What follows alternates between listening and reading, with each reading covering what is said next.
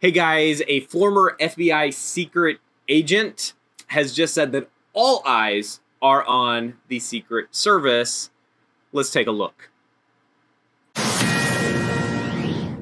Back to Michigan, where protecting the former president and rally goers is top of mind at today's event. Secret Service ramping up security as the investigation of the assassination attempt intensifies. Former FBI special agent and Fox News contributor Nicole Parker on what agents are likely doing right now to prepare for this event tonight. It's at 5 o'clock in Michigan.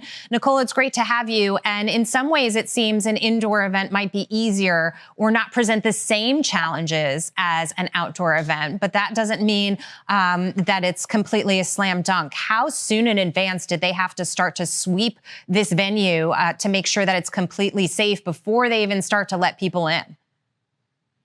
Jackie, those are all extremely important points that you're making. First of all, it is an indoor venue, so that doesn't make it a little bit, more manageable, but every single venue always has potential vulnerabilities and must be treated with the highest level of, there's intricate details that cannot go unnoticed. And so for this event, because it is indoors, I understand that there has been an event at this venue in the past in 2019. Local, state, and federal law enforcement have worked together on this event in the past and are again today.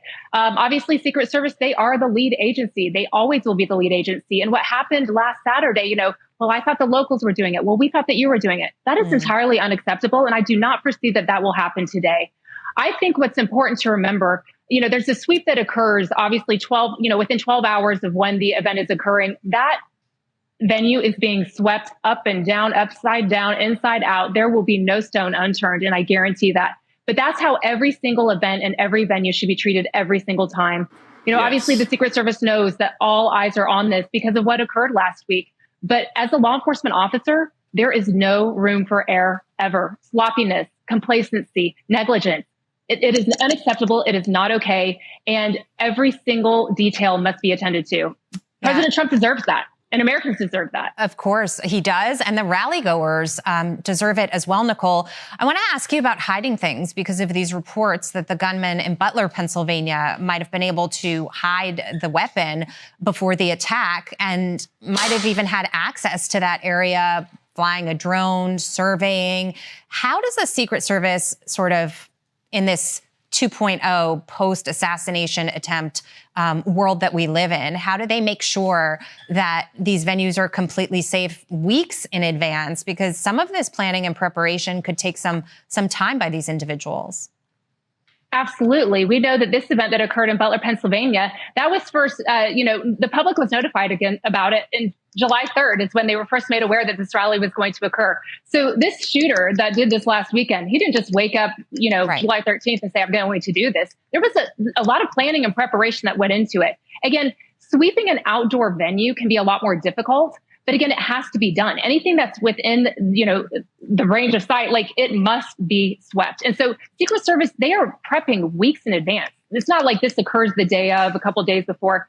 It is a mighty effort, but I guarantee that today things will go down flawlessly. All eyes are on them. And my accolades go out to the rank and file agents. I do believe that this is an absolute failure of upper level management. And those that are on the ground, it is a reminder your job is so important and there is no room for error. 0% error is acceptable. And I've got about 30 seconds. That's all you can have is no errors. But the director of the Secret Service has been pretty silent on this issue, not talking, for example, about how to protect this venue or ramping things up today. What would you have wanted to hear from her? Well, obviously, law enforcement, a lot of information is protected because they don't want everyone to know about their methods. But in light of what occurred last week, the Secret Service director, in my opinion, needs to resign. She should have been out there in front of the American public saying, this is what happened. I own this. These are the mistakes that were made. The fact that there's been little communication, in my opinion, isn't totally unacceptable, and she needs to resign. We will hear from her on Monday. She is testifying on the Hill. Nicole, thank you so much. Great to see you. All right, guys, that's absolutely insane. Crazy to me to think that they hid the AR behind an AC unit and nobody checked. Come on. This like the easiest place to hide a gun. Just threw it down behind an AC unit and nobody checked. Interesting to see what the director of the Secret Service is going to say on Monday. So hopefully we'll be back with another video on that. But here's what's crazy, guys. The planning. They were talking about the planning and how long the planning takes. The planning that would have happened for this event that happened today would have happened before the previous shooting, which was only a week ago. And people have to realize that the mistakes that were made last week, they may not have caught whatever people were planning for this week or next week or next week. So it requires not just 100% due diligence, it requires 110%.